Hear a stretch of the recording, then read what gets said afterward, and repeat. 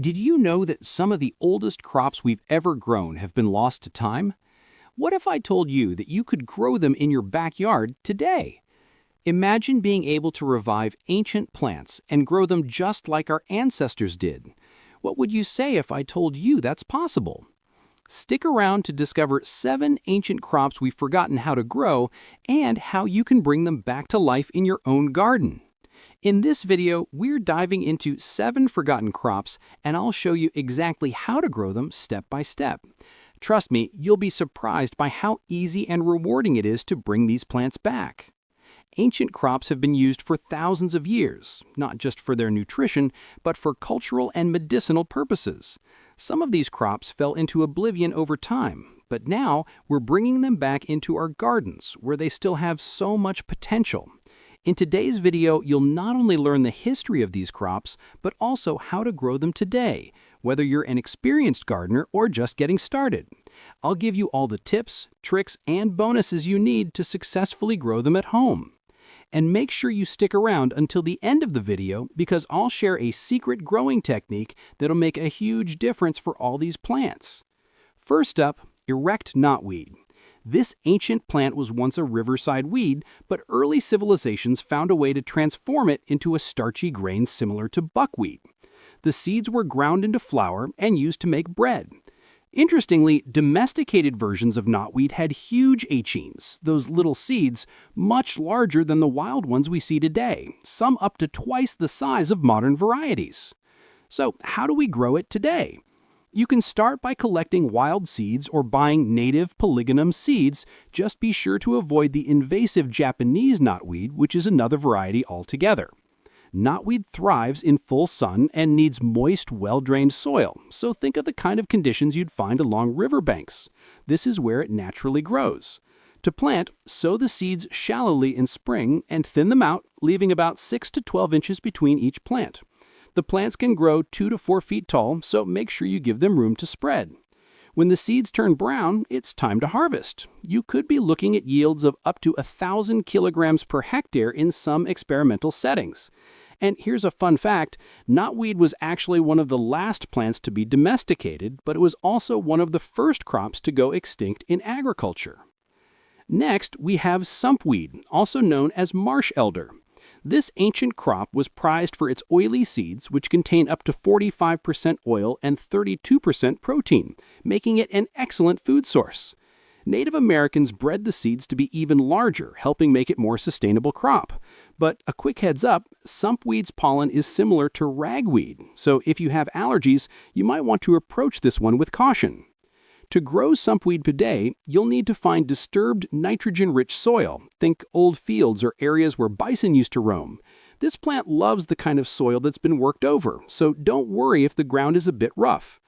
Plant the seeds directly in spring in full sun and keep the soil moist.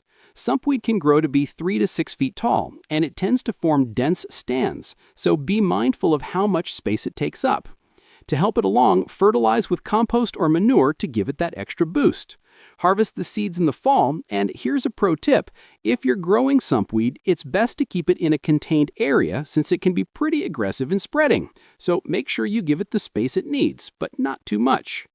Little barley, or Hordeum pusillum, is a cool season grass that has been a staple crop for centuries. It was harvested in early spring, often while other crops were just beginning to sprout. Historically, it was used in much the same way as modern barley for making beer and flour. Despite being a lesser-known grain today, little barley has many valuable qualities that can be harnessed in our gardens. When growing little barley today, keep in mind that it's considered a winter annual, meaning it grows best when sown in the fall, allowing you to harvest in spring. If you're planting in spring, aim to sow it early, as the grain needs a long, cool growing season to reach its full potential. This grass thrives in full sun, so find a spot where it will get plenty of light throughout the day. It's also quite drought tolerant, making it an excellent option for areas that may not always have consistent rainfall. To plant little barley, broadcast the seeds about 1/8 to 1/4 inch deep across the soil. You can lightly rake the soil afterward to ensure good seed-to-soil contact, which will help with germination. Little barley typically grows to be about 1 to 2 feet tall, so it doesn't take up much space, making it perfect for small gardens or areas where you want a compact crop. Not only does little barley produce a nutritious grain for humans, but it's also a favorite for wildlife, especially birds. If you leave some of the seed heads for them, you'll be providing food for local birds, making this plant a great addition to any wildlife-friendly garden. Little barley is easy to grow, resilient, and rewarding for both humans and animals alike. Maygrass, or Phalaris caroliniana, is another ancient grass that's been cherished for its high protein seeds, especially since it ripens in May, hence the name. This grass was a critical food source in the past, and its seeds are still just as valuable today, packed with protein and nutritional benefits. To grow maygrass today, it's best to sow the seeds in the fall or early spring. If you sow in the fall, the seeds will go through a natural wintering process, giving them a head start when spring arrives. Maygrass prefers moist soils, so choose a spot that retains some moisture but doesn't become waterlogged. It can tolerate partial shade, making it a good choice for areas where other crops might struggle with too much sun exposure. Maygrass typically grows to a height of 2 to 3 feet, which is perfect for planting alongside other crops without overcrowding. It's a relatively low-maintenance plant, and once it starts to grow, it doesn't need much attention. The key is to harvest the seed heads when they turn golden, as this is when the seeds are at their peak of ripeness. These seeds are highly nutritious, and maygrass is often used in wildlife plots, providing an essential food source for birds and other animals during the spring and summer months. This ancient grass is easy to grow, and its high-protein seeds can be harvested for food, used in baking, or even ground into flour. Whether you're planting for personal use or as a way to support local wildlife, maygrass is an excellent addition to any garden, bringing both beauty and function to your growing space. Pitseed goosefoot, or Chenopodium berlandieri, is an ancient crop that was widely grown by Native American tribes, particularly in the Southwest. It was valued for its edible seeds, which are packed with nutrients, and the plant was often used as a food source during times of scarcity. It's similar to quinoa in terms of nutritional value and was once a key staple before it was largely forgotten. But today, we're rediscovering its potential as a powerful, resilient crop. Pitseed goosefoot thrives in full sun and well-drained soil, making it a perfect addition to any sunny garden. It's fairly drought-tolerant once established, so it can grow in regions with limited rainfall, which is why it was so popular in arid areas. The plant does well in a variety of soil types, but it grows best in slightly acidic to neutral soil. When planting, make sure the soil is loose and well aerated, which will allow the roots to expand fully. How many of you are gardening in a dry area? Pitseed goosefoot could be a game changer for you. It's resilient and adaptable, making it a fantastic crop for those of you dealing with less than ideal soil or water conditions. Plant pitseed goosefoot in early spring, once the danger of frost has passed. Space each plant about 12 to 18 inches apart to give them enough room to grow. The plant can reach heights of 3 to 4 feet, so don't crowd them too closely together.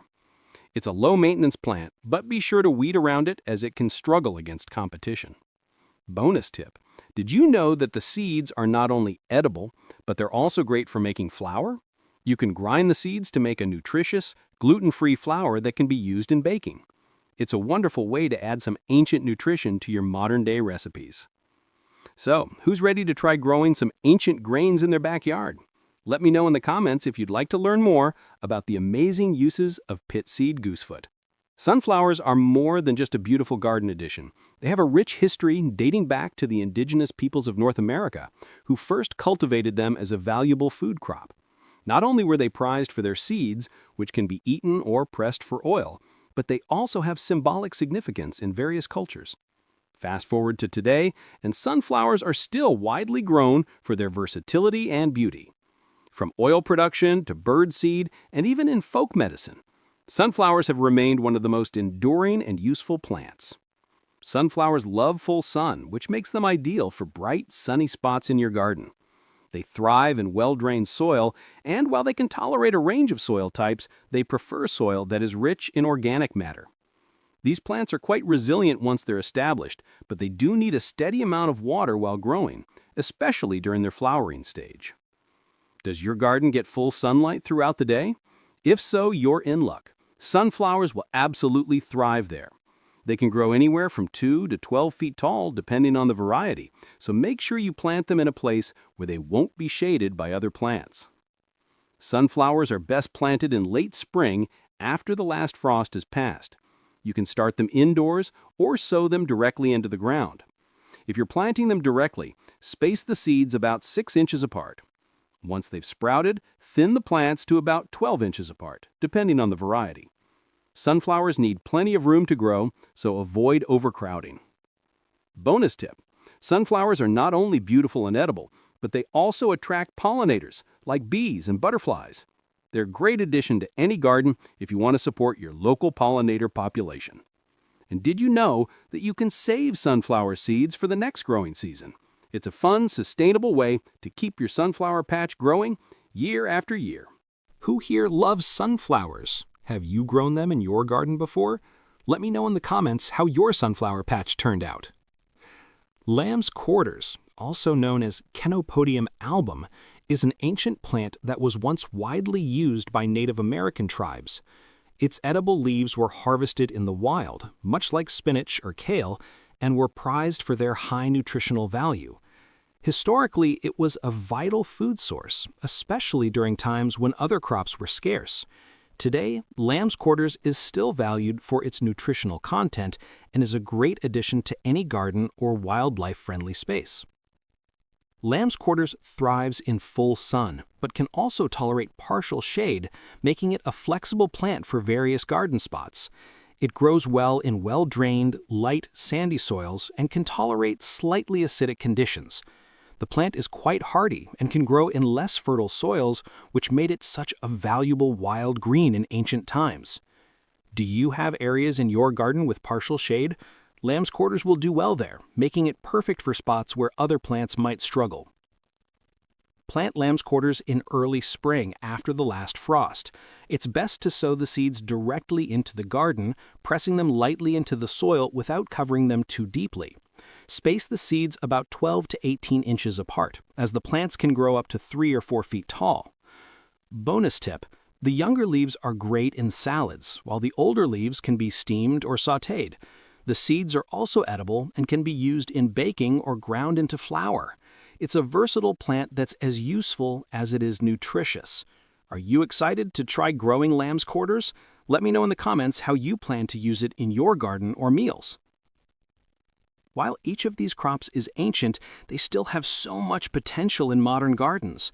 Not only are they great for food, but they also offer significant benefits for the ecosystem. These plants can help improve soil health, attract pollinators, and bring variety to your garden, making them perfect for gardeners who want to create a more sustainable and biodiverse space. Take sunflowers, for example. They're more than just a beautiful addition to your garden. They're essential for attracting pollinators like bees and butterflies, which are crucial for maintaining a healthy garden ecosystem. Beyond that, sunflowers produce seeds that you can harvest and eat, making them both visually appealing and functional. For Pitseed Goosefoot, this ancient plant was once a staple of Southwest Native American agriculture. It produces small, nutritious seeds that are perfect for adding to your diet, and they're also an excellent addition to any garden dedicated to reviving ancient crops. These seeds are packed with protein and are a great alternative to modern grains like quinoa. By incorporating these crops into your garden, you're not just growing food, you're fostering biodiversity and creating a more resilient growing environment that benefits both you and the planet. Now that we've discussed individual crops, let's talk about how you can integrate all 7 of these ancient crops into your garden for maximum impact. First, consider using vertical space, especially for sunflowers.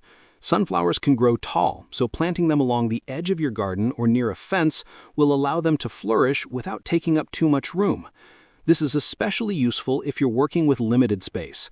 Next, companion planting is a great way to maximize the health and yield of your crops. For instance, you can pair knotweed and lamb's quarters together.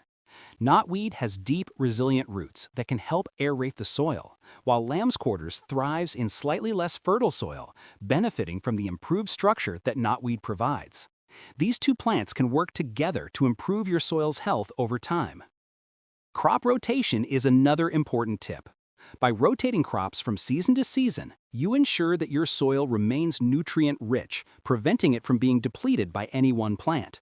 For example, after harvesting your sunflower seeds, consider planting a different crop like maygrass to restore balance to the soil. One of the best ways to boost the growth of your ancient crops is by using compost tea. It's an organic, cost-effective way to nourish your plants and improve soil health. Compost tea is easy to make at home. Simply steep finished compost in water, allowing the beneficial microbes to break down and infuse the water with nutrients. You can then use this tea to water your plants, giving them an extra boost without relying on chemical fertilizers. Not only does compost tea provide your crops with essential nutrients, but it also helps promote microbial life in the soil, which is vital for overall plant health.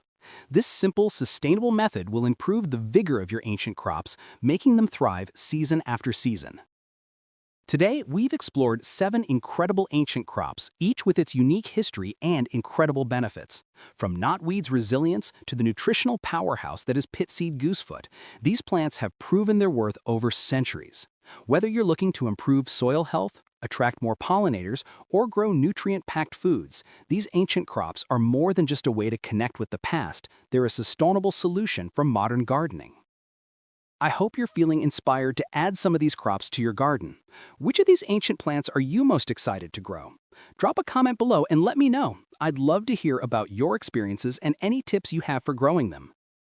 And if you want to see more videos on growing ancient crops or other gardening tips, be sure to hit that like button and subscribe.